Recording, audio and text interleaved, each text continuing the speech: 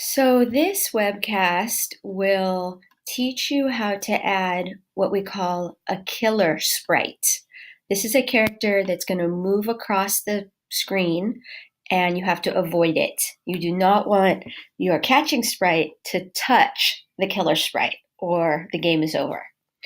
So every time you're going to add things to your game or make changes, you always want to start by opening your game and making a copy of it.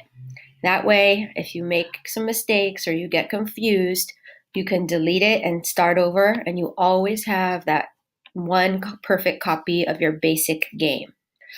So head over to the File menu and choose Save as a Copy. And then when that is done, click right here in the title and go ahead and rename it with the highest number. This is for me, this is my third version. You should name it whatever is your next version.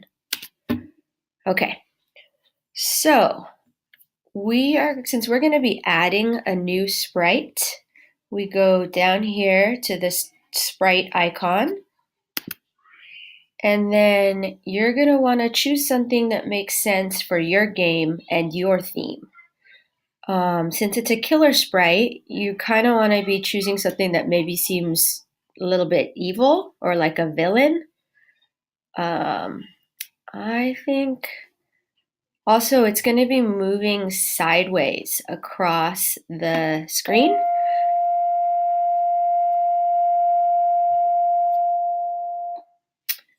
So I was going to actually go here to the animals choices, and I think I'm going to go with the shark. Okay. So I'm going to click over here under costumes because I actually want my shark to be going the other way. I'm going to have him going from the right side of the screen to the left. So I want to flip my shark horizontally to make it look like it's going the other way. Also, I want it to have its mouth open because I want it to be like it's trying to eat my little character. So I'm going to choose that one, and then it looks like I got to flip it again. So here under the costumes tab, you can make those kinds of changes. You can choose which version, and you can use this flip horizontal button to have it facing the correct way. I'm going to go back up here to the coding tab because I know I'm going to start coding. Okay, so first thing I want to do is resize and reposition my shark. So I'm going to click here for the size. And you can try some different sizes out, type in your first choice, press enter, and then have a look and see if that works for you. Obviously, if your killer sprite is really big, that will make your game very difficult. If it's too small, then it almost won't even matter because it'll be so easy to run away from it. I think I'm going to go with 50% for mine. Now, at the very end, when you test your game, if you find out that you don't like that size after all, you could always go back and change it. So that was resizing. And now I'm going to reposition. Remember, I want it to start on the side, and it's going to keep going across the screen. So I'm going to move it. I think I will have mine start about right there. Okay. So now we're going to start coding for this sprite. Go ahead and head over to the events menu, and we're going to start when the green flag is clicked. So as soon as the game begins, I want my killer sprite to always start in the same place. So I'm going to my motion menu, and I'm going to grab this one, which is go to X and go to Y. So the values that are already here match where I put it on my screen. So we don't need to change those at all. Next, I'm going to go to my control menu, And I'm going to grab a forever loop because the code that I write for my killer sprite, I want it to keep going the whole time the game is on. Okay, so the first thing I want to think about is, what is my sprite doing? I want it to be moving across the screen. And we know that when we're moving this way, that is X, right? Left and right across is the X value. So going back to my motion, I'm going to choose change X by, and I'm going to switch the value to be -1. Negative will move it in this direction. If I had chosen a +1, it would be going this way. So this will make it so that as soon as the game starts, it goes to the start position, and then it just starts moving across my screen. Okay, there's two more things I want to add here. I want to make it so that when it gets to the edge right here, it starts over again, so that it's always moving across. And I want it to start in a random place, someplace different every time. And then the other thing I need to add is if it touches my character, the game ends.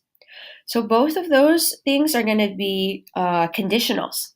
If this, then that. So that's going to be back to my control menu. And I'm going to grab an if then. I'm going to put this one actually above my change X. And I'm going to start with the one that tells it to always go back and keep looping over and over again. So if my killer sprite touches the edge of the screen, then I want it to go back and start again. So I'm going to head over to my sensing menu, and we have this one, the touching block. I'm going to put that inside there, and I'm going to switch to edge. That's the edge of the screen, the edge of the game screen.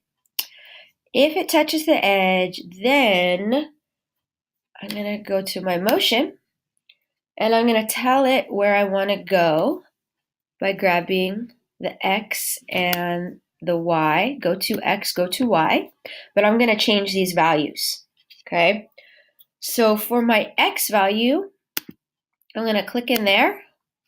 Hold on, let's stop that. I'm going to click inside there, and I'm going to choose 150. That will put it kind of somewhere here on the right, okay? Not at the exact edge of the screen, but in a little bit. For my Y value, which is the up and down, I want it to choose something random. So, going over here to my operators, and I'm looking here for my pick random. I'm going to slip that there into the Y, and now I have to fix these values. So I want it to come somewhere random here, but not at the tippy top and not at the very way bottom. I'm going to use a range here of 150 to -150. That'll pretty much put it somewhere around here. Okay, so now let's see what we've got. When the game starts, it goes to the starting place, and it's going to keep moving, but if it touches the edge, it'll loop around and start again. The last thing we need is to make it what's going to happen if the killer sprite actually gets our character.